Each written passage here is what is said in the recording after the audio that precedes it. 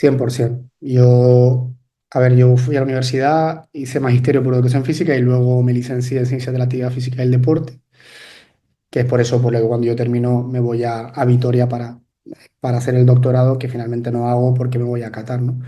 Pero hago los cursos de entrenadores aquí en Las Palmas, y ya cuando voy a entrenar en el extranjero consigo el UEFA Pro.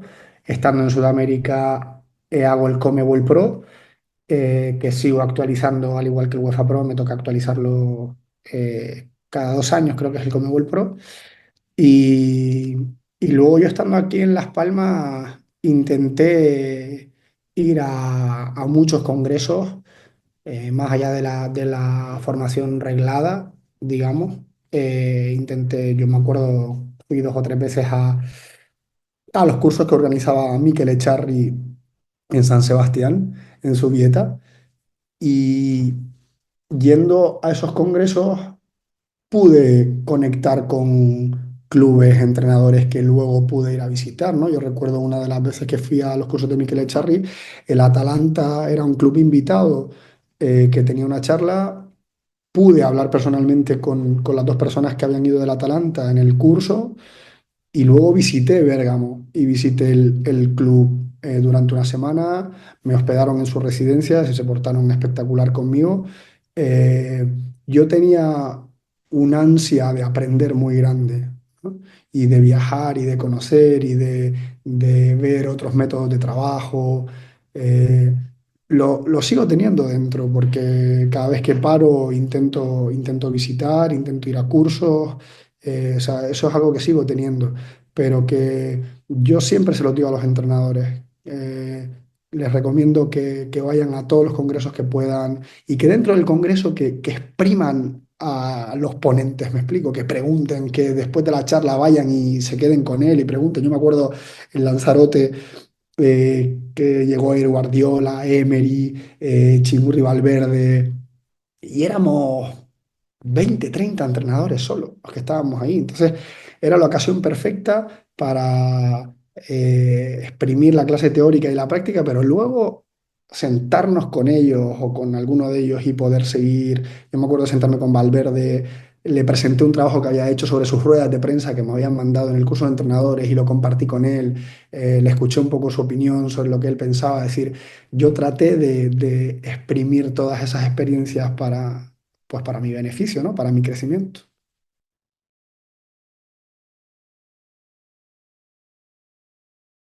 Pues mira, como he ido mudando también el cuerpo técnico, eh, los preparadores físicos, bueno, he tenido dos distintos, los asistentes también he tenido distintos, analistas, entrenadores de porteros. Al haber ido mudando el cuerpo técnico también he podido mudar yo, me explico, porque he ido aprendiendo también de ellos, formas de trabajar distintas. eh, Filosofías de juego o de entrenamiento distintas. Entonces he podido yo también complementarme de ellos. A mí me gusta mucho trabajar en equipo, ¿no? Y poder hacer a todo el mundo partícipe del trabajo de análisis, de trabajo de entrenamiento, y, y poder potenciar a la gente, ¿no? Conmigo. Y que me potencian a mí también, ¿no? Trato de tener o rodearme de gente que sepa más que yo para yo ser mejor. Y obviamente no soy el mismo de Independiente del Valle en el entrenamiento, porque tampoco los jugadores han sido los mismos. Y cada país es distinto, cada idiosincrasia, cada club, cada tipo de jugador, o sea, los perfiles son distintos. Y, y eso me ha permitido también tener un bagaje que, bueno, pues aquí hay que ir más por este camino que por este otro. Aquí los ritmos son más bajos, aquí los ritmos son más altos. Aquí en estos países puedes trabajar con el once inicial durante la semana. En España es muy difícil trabajar con el once inicial durante la semana. Tienes que hacerlo mezclando a lo que tienes pensado hacer. O sea, son muchas cosas que obviamente, yo siempre digo que durante la semana se entrenan el qué y los cómo, ¿no? Es decir, el modelo de juego, la identidad del equipo y los cómo lo vas a hacer en el fin de semana. Eh, pero o sea, ha ido cambiando el qué también, porque la idiosincrasia del club o la competición es distinta, eh, pero ha ido cambiando los cómo en el día a día, pues por eso mismo, porque los jugadores son distintos, porque mi cuerpo técnico ha ido siendo distinto y seguramente en la actualidad sea mucho mejor que el que comenzó en Independiente del Valle, ¿no? Porque me he ido enriqueciendo de un montón de cosas y también try and error, que dirían los americanos, ¿no? Es decir, he ido probando cosas y he ido equivocándome y aprendiendo de los errores para no volverlos a cometer.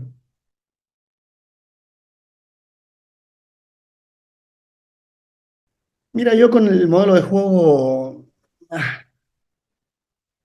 he ido desmitificando un poco eso, ¿no? Obviamente sí que hay ciertas cosas que me gustan o con las que me siento más identificadas, pero sí que sobre todo las experiencias en Sporting en Zaragoza me han dicho que lo importante no soy yo ni mi modelo de juego, sino cómo ayudo al equipo a competir mejor, ¿no? Yo en Internacional de Porto Alegre y en Independiente del Valle, si ves a esos equipos, son mucho más radicales en el juego de posición y, y jugamos muy fieles a la relación de espacios, terceros hombres, fijaciones que el juego de posición contiene y sobre todo defensivamente también muy agresivos, ¿no? De provocar el error del rival, de poder tener el control a través de la posesión y obviamente si quiero tener el control de la posesión no quiero que la tengas tú, por lo tanto quiero recuperarla lo antes posible, ¿no? Y en esos dos equipos fuimos muy agresivos, muy altos a la hora de presionar, fuimos balanceados en las transiciones, sabiendo cuando teníamos espacios para ser rápidos y verticales y cuando no. Y en organización ofensiva fuimos generando ventajas desde el portero, eh, tratando de eliminar línea por línea de presión para poder llegar a enfrentarnos a la última línea, al menos en igualdad o en superioridad, y poder progresar con ese control del que hablo, ¿no?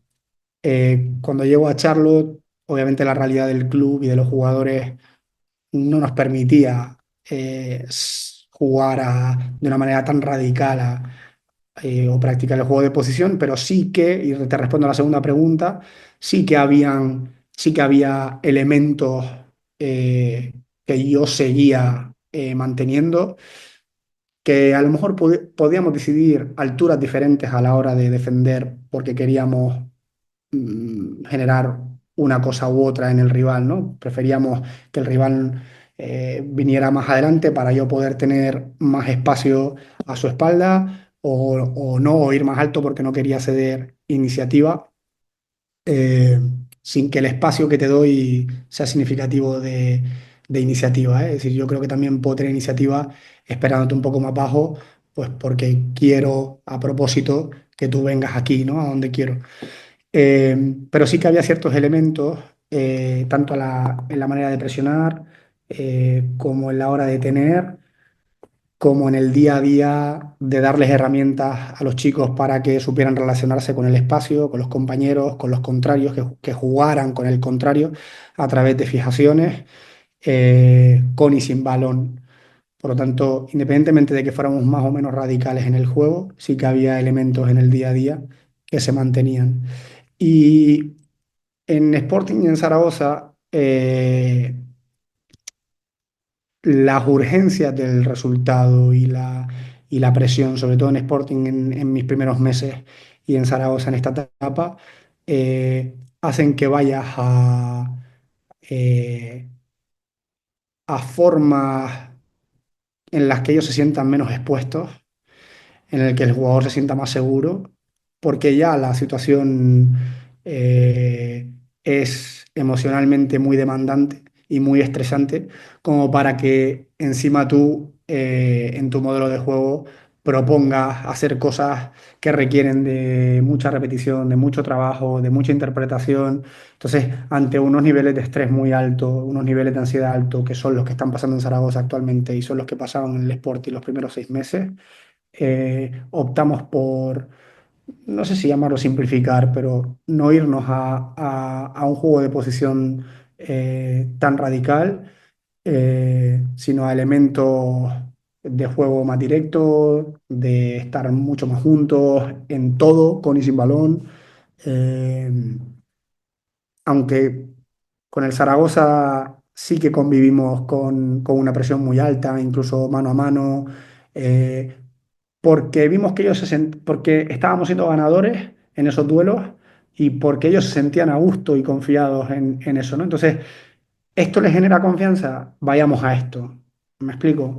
Entonces se trata de eh, ¿qué prefiero? ¿Qué soy o qué me gustaría? Pues obviamente el que fiera Independiente del Valle, eh, con jugadores en donde puede hacerlo y con un entorno en el que no teníamos esa presión para poder ejecutarlo, pues seguramente fui más lo que yo quiero ser o lo que a mí más me gusta. Pero tuve que ser inteligente en aquellos contextos donde no ayudaba si era así, sino que tenía que ser mucho más práctico o darles herramientas en las que ellos se sintieran más seguros para poder competir mejor.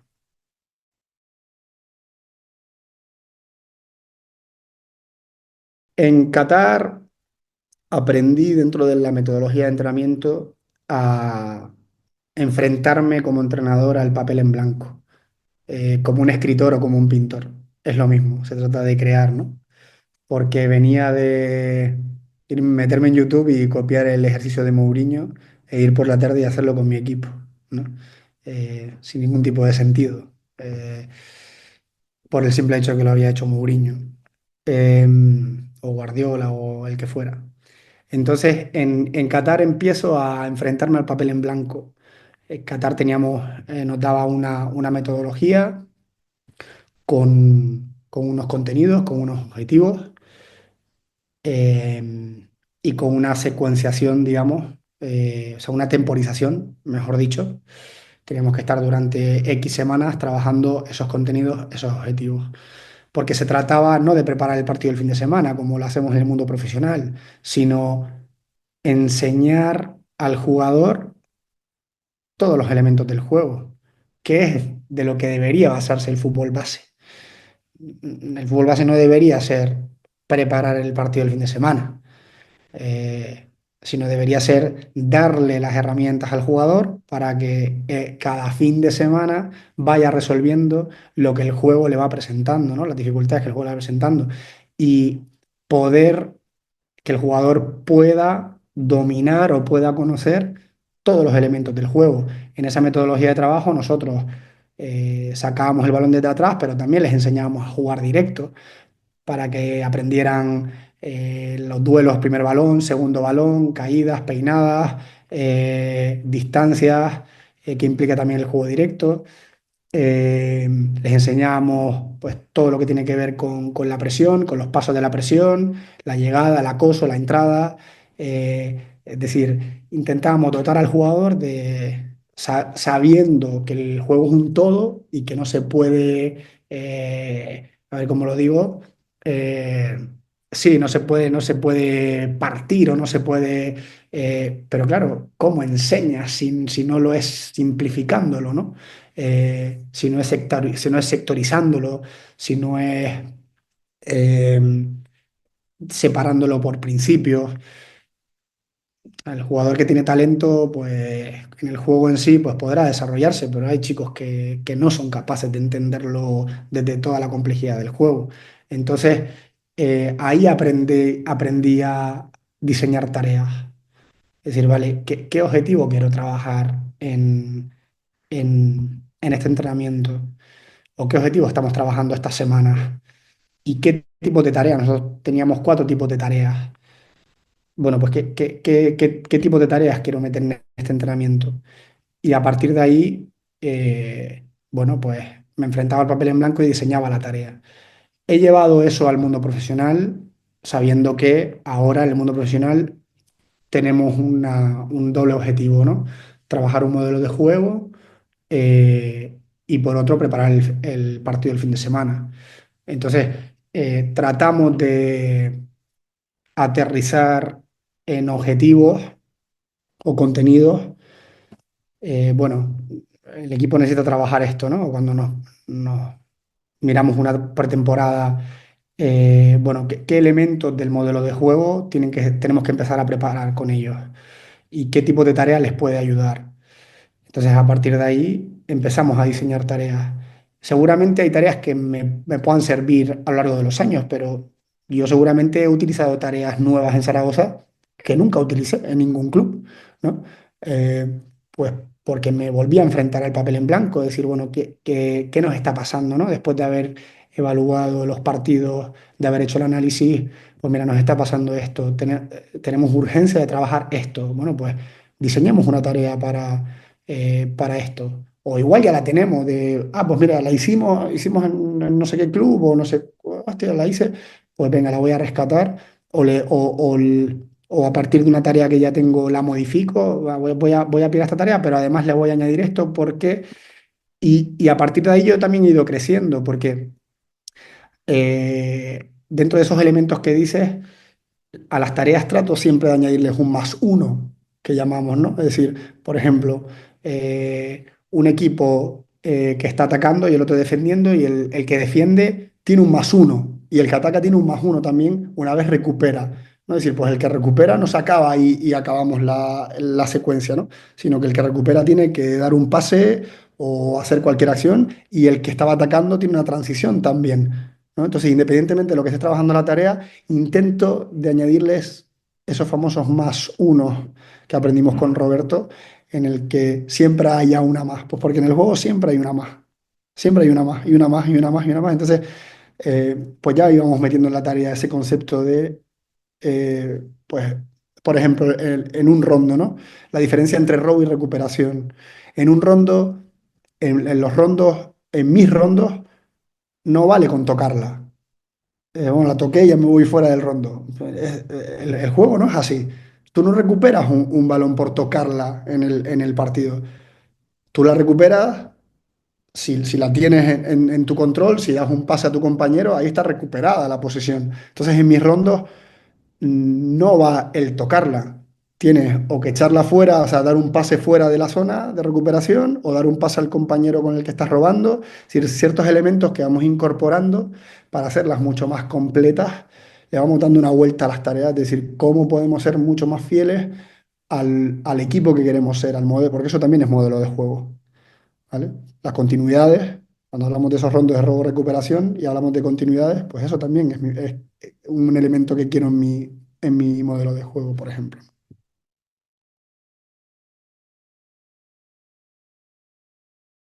Claro, pero de ahí la importancia de grabar el entrenamiento y de evaluar la tarea.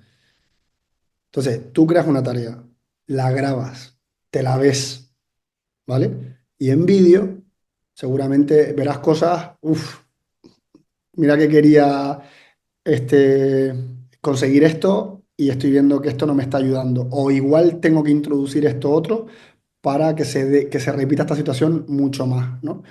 O incluso tú, ¿no? Si te escuchas, si eres capaz de escucharte, decir, ¿en qué estoy insistiendo, ¿no? ¿En qué me estoy fijando? ¿Qué estoy mirando? ¿Cómo está siendo mi feedback? Eh, y eso, una vez evalúas la tarea y te escuchas y ves, seguramente puedas mejorar tú, puedas mejorar la tarea, puedas mejorar el feedback dentro de la tarea.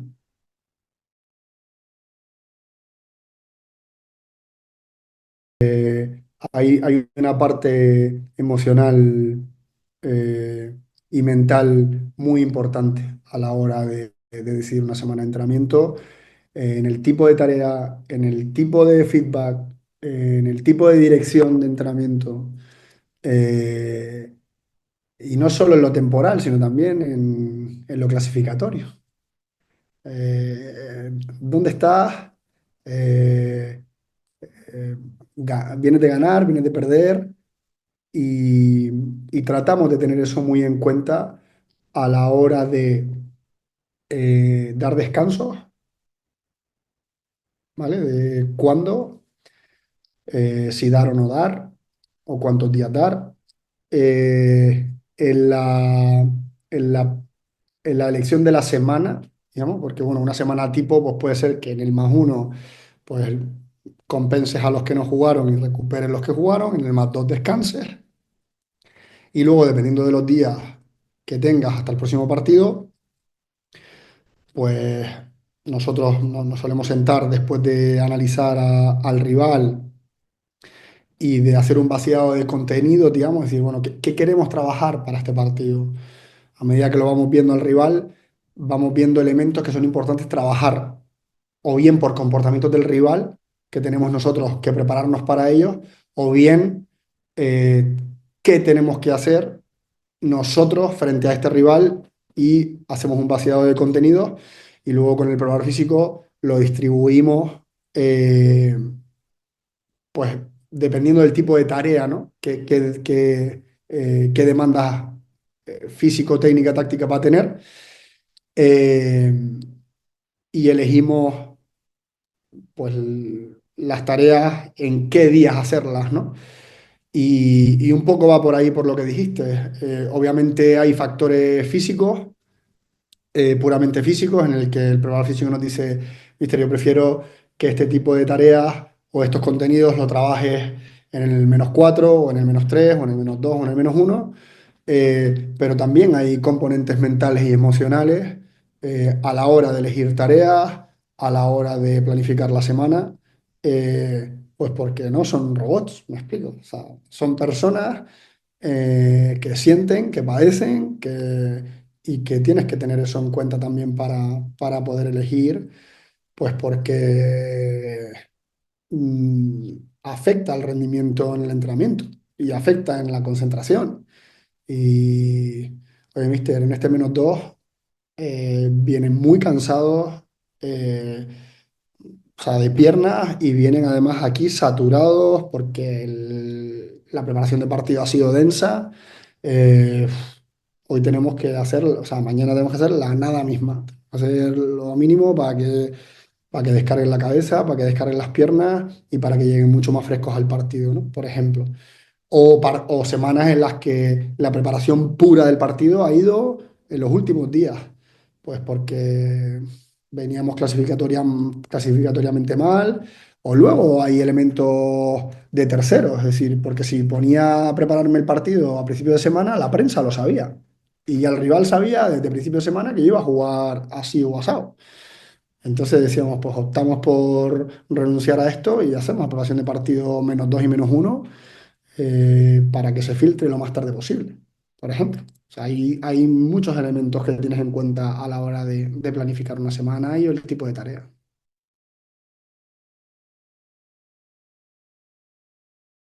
Es que yo creo que no es una cosa u otra.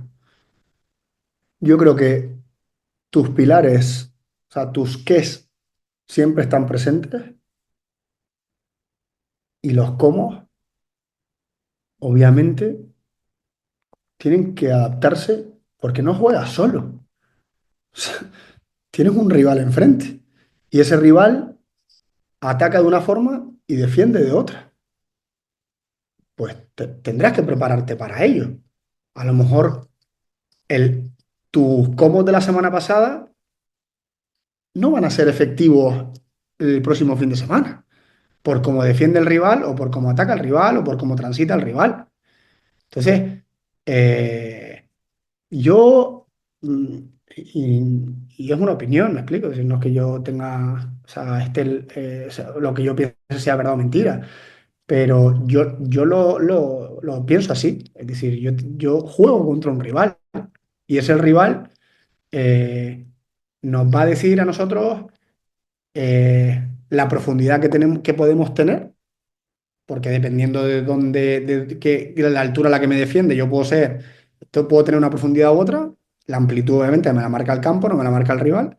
Eh, y luego, eh, ¿cómo le quiero defender? ¿Qué espacios le quiero dar? ¿O qué espacios no le quiero dar? Y eso cada fin de semana, lo normal es que sea distinto. Y me tengo que preparar para ello. Entonces no, nosotros, sí, no, por supuesto, sí, nosotros. Pero te enfrentas a alguien que te ataque y te defiende de una manera. Entonces, yo creo que no está reñida una cosa con la otra. Yo creo que nuestros que van a estar siempre presentes lo que van variando son los cómo.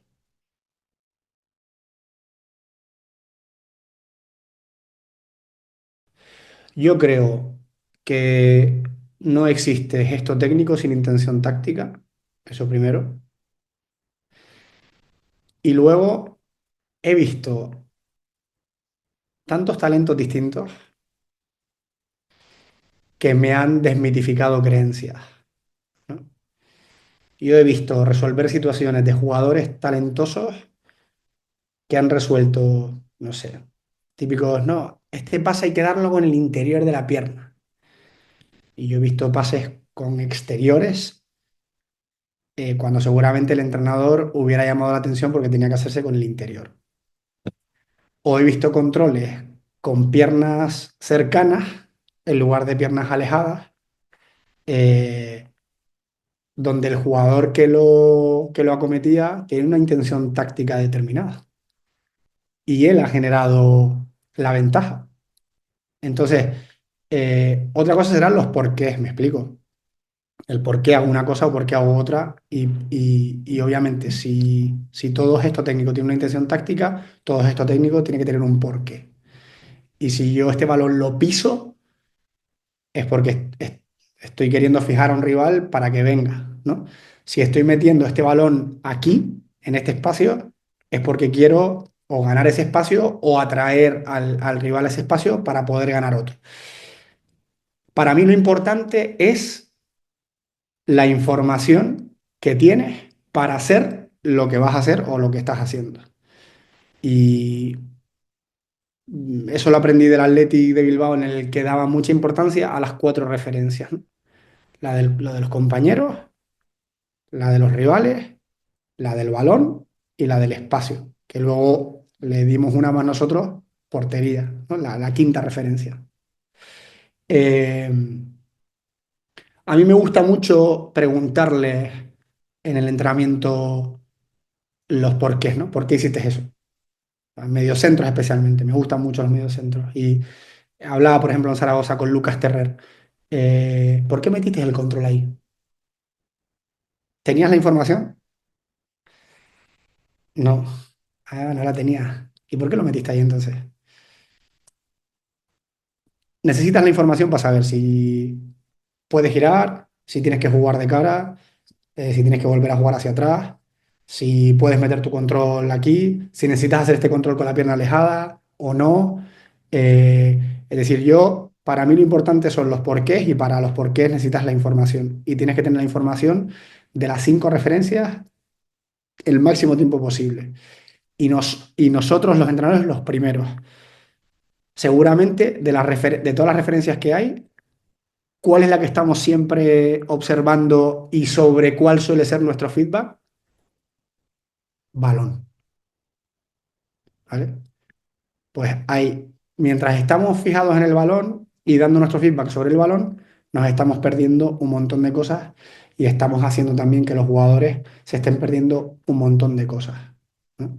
Entonces yo creo que más allá de verdades absolutas en ejecuciones técnicas es qué información tienes y cuál es tu propósito, ¿no? ¿Para qué estás haciendo eso?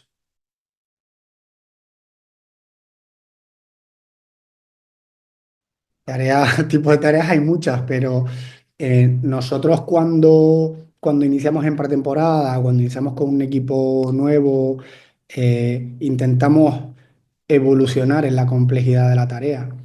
Seguramente la más sencilla sean acciones técnicas colectivas, ¿no? O ruedas de pases, en las que ellos empiecen a relacionar, como te decía antes, los gestos técnicos con las intenciones tácticas, y a empezar a relacionarse con los contrarios y con sus compañeros, ¿no?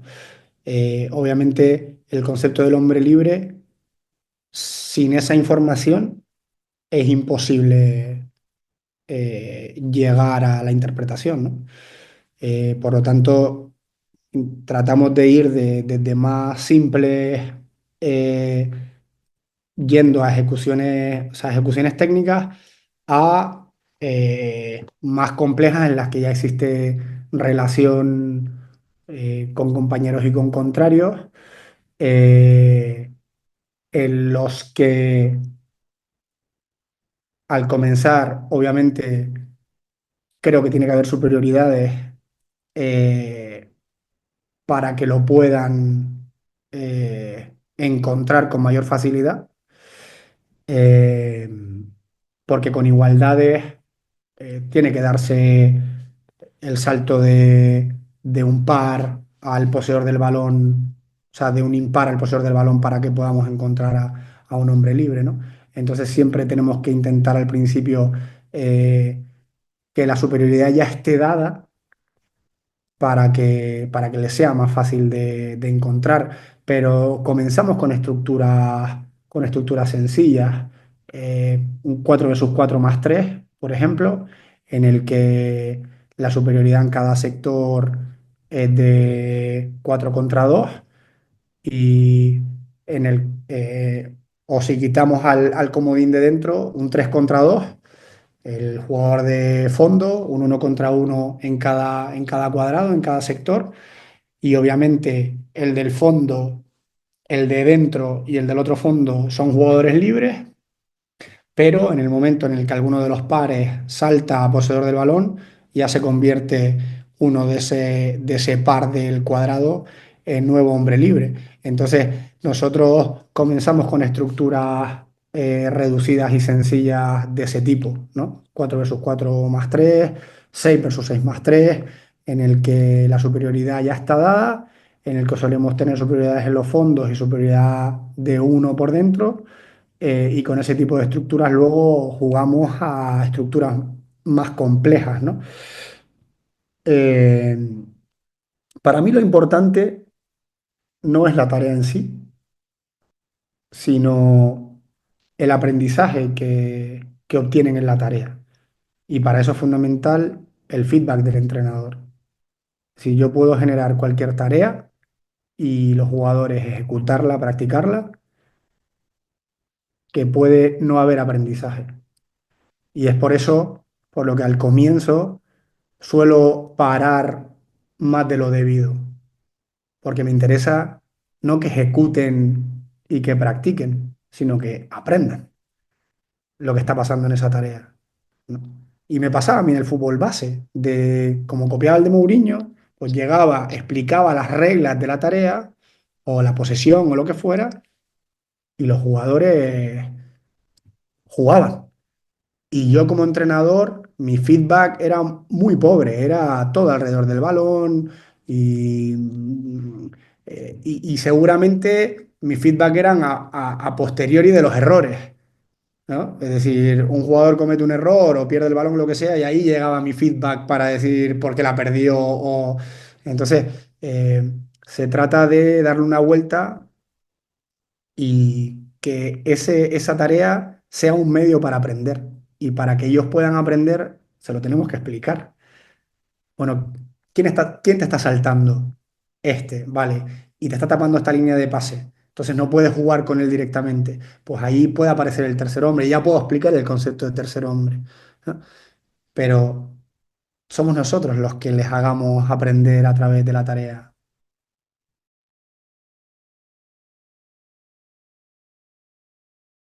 Para mí una cosa sola, antes de los espacios, está íntimamente relacionada a las fijaciones. Eh, Cómo atraigo, cómo divido y cómo fijo. Lo puedo hacer, como decíamos antes, con mi control, para atraer, para dividir, para fijar. Lo puedo hacer con mi conducción, para fijar a un rival. Lo puedo hacer a través de pase o lo puedo hacer sin balón también a través de mi movimiento, ¿no? Es decir, si hay alguien que me está marcando a mí y yo cambio mi posición y él me sigue, pues seguramente estoy liberando un espacio. Eh, pero dentro de todo, de toda esa complejidad de fijaciones y espacios está la estructura, ¿vale? En la estructura siempre tiene que haber amplitud, siempre tiene que haber profundidad y siempre tiene que haber juego interior, ¿no? Esos tres elementos de la estructura.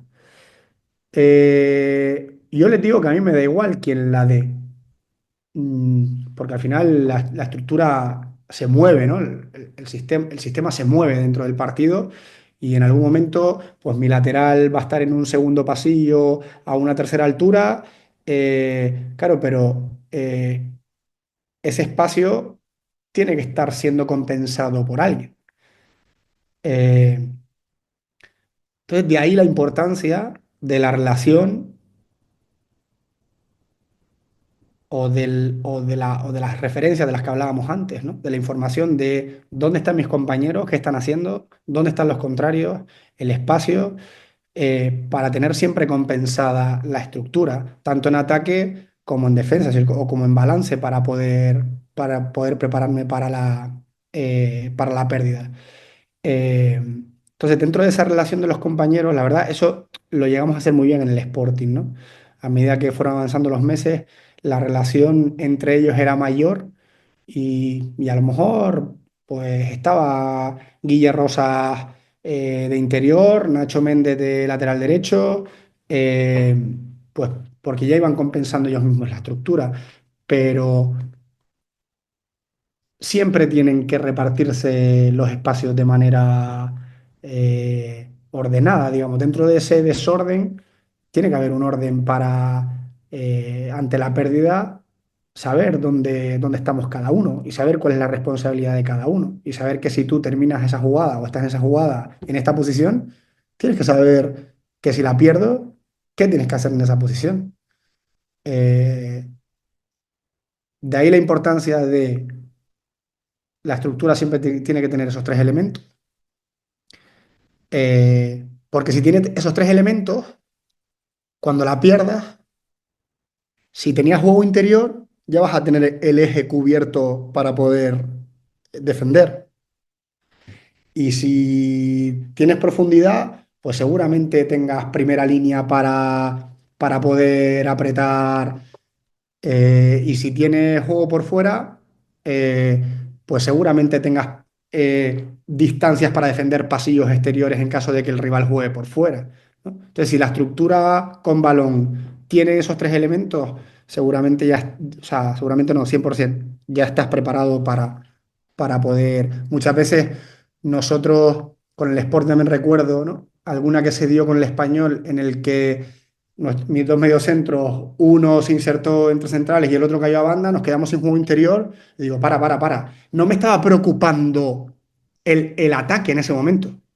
A mí me estaba preocupando la pérdida. Obviamente, claro, sin juego interior, pues nos va a faltar y vas a recurrir a otra cosa.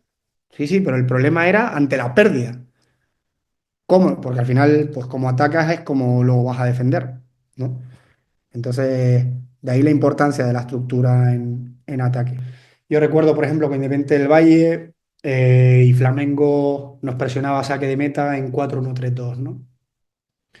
Entonces, nosotros jugamos 4-3-3.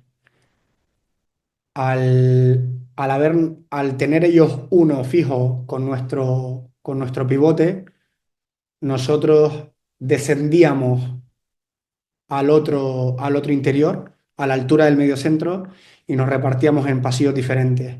Y el segundo interior lo dejábamos fijando a su mediocentro. Nuestra superioridad estaba contra su número 10, digamos, ¿no? Con nuestro pivote y un interior. Entonces, una vez jugábamos hacia un sector interior o mediocentro que hay en la banda. ¿Eso es un movimiento predeterminado? Podríamos decir que sí, podríamos decir que sí, pero eh, el objetivo era la fijación de su media punta o dividir a su media punta, que él tomara que su media punta tomara una decisión. Si lo seguía, nuestro pivote estaba solo. Si se quedaba con el pivote, nuestro interior estaba solo. Ahí el rival te va compensando y el número 10 seguía nuestro interior y el banda contraria te llegaba al pivote. Por lo tanto, ¿quién es el hombre libre en este momento? Nuestro lateral izquierdo, nuestro lateral. Entonces, no creo movimiento, o sea, movimientos predeterminados, si eso le llamamos movimiento predeterminado, bueno, te la compro. Pero obviamente esos movimientos que hacíamos Era para dividir al rival, para fijarle, para jugar con él, para, dependiendo de lo que él hiciera, saber dónde podíamos encontrar a nuestro hombre libre, dónde podríamos encontrar el espacio para poder progresar. Eh, Eso es lo que creo dentro del juego de posición, ¿no? Se Un trata de... poco la pregunta era al revés. Si de cara a un rival que tenga un juego de posición o que le guste, pues eso, tener la posesión del balón, si cuando tú te enfrentas a ellos puedes identificar patrones, pues lo que hablabas, ¿no? De cuando recibe el central, viene a recibir para que se cree un espacio y a vosotros. No, no, no. Nosotros cuando más sufríamos eran marcajes hombre a hombre en todo el campo. Porque porque es la única forma que tienen de... Y no saltarle al portero, porque obviamente si le salga al portero ya estás muerto, o sea, ya van a encontrar el hombre libre. Entonces, la única manera de... eh, porque al final, eh, por lo menos con Independiente del Valle, o sea, si pienso en defenderme, eh, si, si no te hacía una cosa, te hacía otra. O sea, si no jugaba con este, jugaba con este otro, o te generaba la superioridad con este otro. Eh, Cuando más sufrí es cuando me defendieron hombre a hombre en todo el campo, pues porque vas a duelo y no tienes forma de encontrar a hombres libres ni de generar superioridades.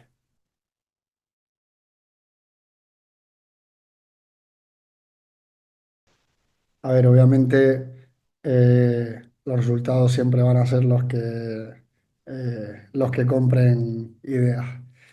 El jugador necesita, para mí, dos cosas. Sentir que mejora y sentir que lo que tú le estás ofreciendo le acerca a ganar. Si no, da igual cómo lo hagas, que no te lo va a comprar nadie. Eh, entonces, para mí esa es la primera premisa, ¿no? El jugador necesita sentir que se convierte en un mejor jugador y necesita sentir que las herramientas que le da durante la semana le ayudan el fin de semana a estar más cerca de ganar.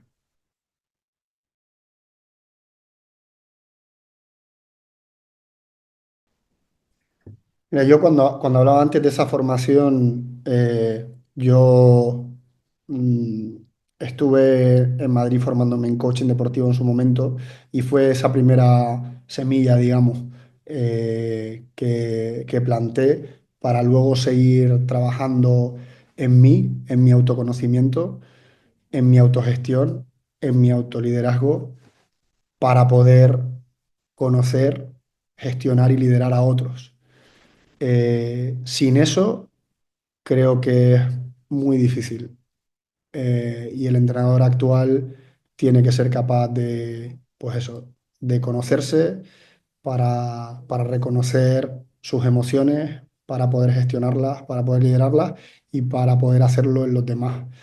Y yo creo en ese tipo de liderazgo. Yo necesito conocer a mis jugadores y desde que llego a una plantilla eh, trato de hablar con cada uno y durante un tiempo largo para poder conocerles y luego a partir de ahí pues tratar de tener conversaciones eh, asiduamente porque creo que el liderazgo se traduce o aterriza en conversaciones tanto colectivas como individuales. Y cuanto más conozcas a tu jugador y él más te conozca a ti, más impacto puede tener esa relación. Es decir, yo creo en un liderazgo, en algún momento lo llamamos humanista relacional, ¿no? Eh, en el que es cercano, es dialogante, eh, porque no creo que eso no vaya de la mano con ser exigente. ¿Me explico? Es decir, creo que desde ahí también uno puede exigir y puede apretar, pero, pero creo mucho en ese tipo de liderazgo. Estar cerca, poder tener conversaciones, conocernos, eh, y, y que vean en ti a alguien en quien confiar, ¿no? Al que pueden acudir. O sea, el entrenador tiene que estar siempre disponible y para mí eh, el entrenador tiene que ser un líder al servicio, ¿no? Eh, Tiene que estar al servicio de sus jugadores y tiene que tener siempre presente qué necesitan mis jugadores de mí, ¿no? ¿Qué necesita mi equipo de mí? Porque una cosa es darles lo que ellos quieren y otra es lo que ellos necesitan. Y el entrenador tiene que darles en todo momento lo que ellos necesitan, no lo que ellos quieren. Y que entiendan ellos la diferencia también, ¿no? En ese sentido. Pero hay una frase que me gusta mucho, que puede que mis jugadores o a las personas que yo lidero no me gusten, pero como líder tengo que amarlos. Y cuando hablamos de amor no hablamos de sentimiento, ¿no? Sino de acciones realmente en el que traduces el amor, ¿no? En ayuda, en comprensión, en estar cerca, pero también en exigirles. Eh, pero creo en ese tipo de liderazgo.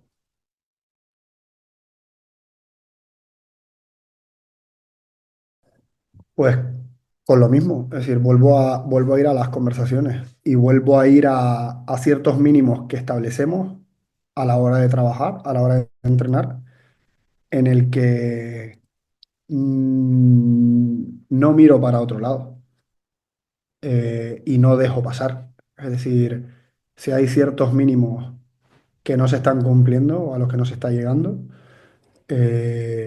lo digo y tengo conversaciones incómodas.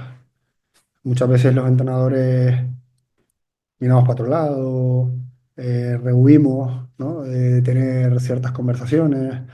Eh, yo creo que hay que tener conversaciones incómodas.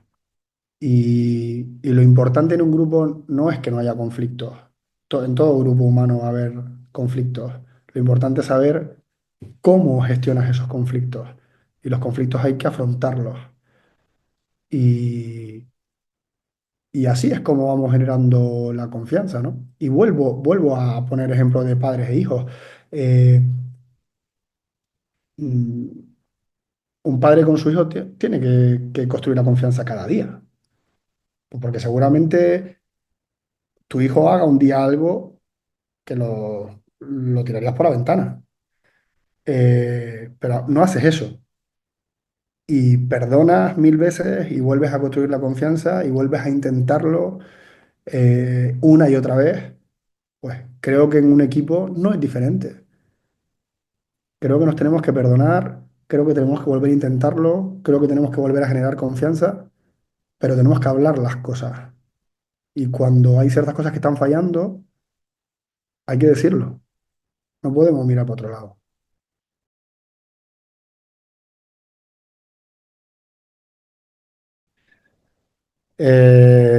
El problema es que no le damos la importancia que tiene.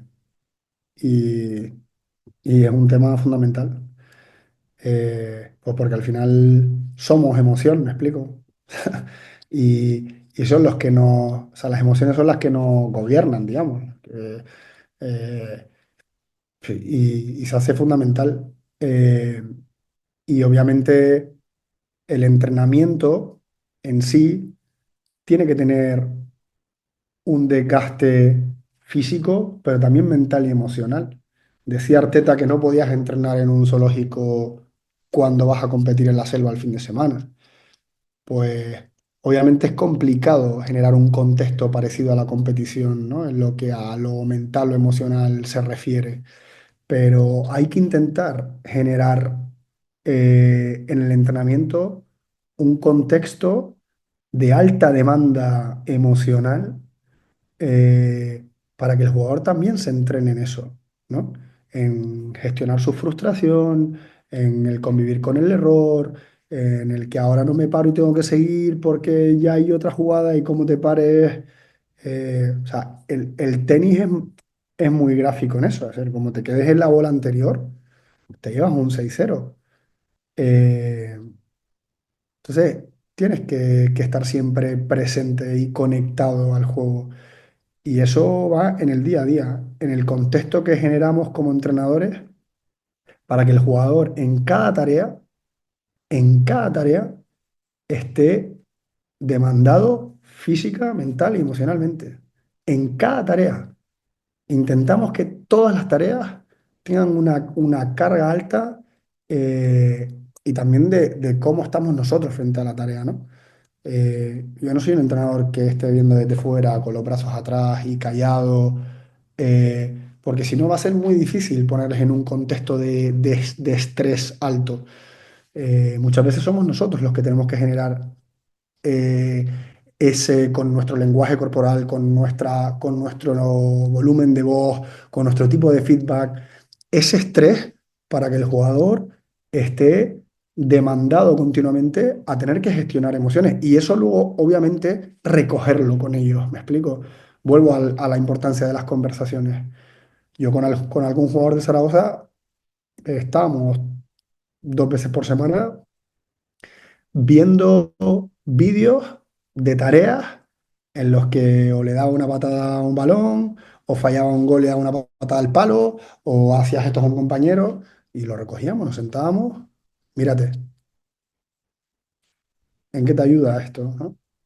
¿Qué necesitamos cambiar en esto? ¿Ves cómo tardas no sé cuánto tiempo en volver a la jugada, en volver a defender esto porque estás a la anterior y hay otra? O sea, creo que en el contexto del entrenamiento, pero luego fuera, hay que recogerlo con ellos para hacerles conscientes de la importancia de la gestión emocional. Y obviamente, si el club puede tener un especialista, que ayude a la plantilla a nivel general y a cada uno a nivel individual, pues mucho mejor.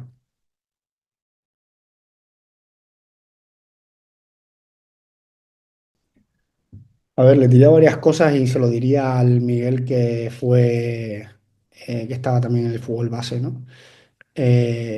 Primero, los niños no son, profesionales, los niños son niños y muchas veces, y te hablo por mí, nos confundimos en cómo les tratamos, en cómo vivimos el entreno y sobre todo la competición, eh, y les ayudamos poco a, a que sean niños, ¿no? Y a que estén en un contexto de aprendizaje.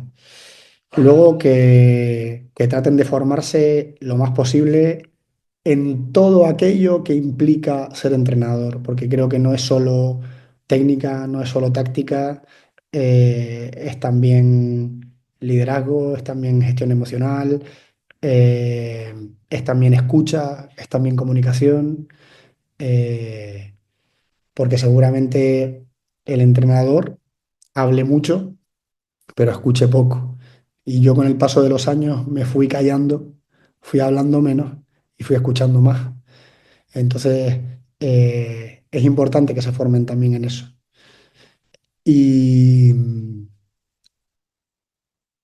que se enfrenten al papel en blanco que hablábamos antes, que no copien, que no hagan la mía de copiar el de Mourinho. Porque, repito, no son profesionales, son benjamines, son alevines, son infantiles. Eh, que se atrevan a enfrentarse a la hoja en blanco de, bueno, qué objetivos quiero trabajar con mi equipo, ¿no? Y, y que al final tenemos que enseñarles a jugar al fútbol, no a ganar el sábado. Obviamente, ganar el sábado será consecuencia de muchas cosas, pero la prioridad no es ganar el sábado. La prioridad es que los niños practiquen deporte, aprendan a jugar al fútbol y sean mejores jugadores semana a semana. ¿Les estamos ayudando a ser mejores semana a semana? ¿O les estamos ayudando solo a que ganen el sábado? Porque igual están ganando todos los sábados, pero no están siendo mejores jugadores semana a semana, ¿no? Y cuando digo esto, repito, me lo estoy diciendo a mí, si volviera para atrás.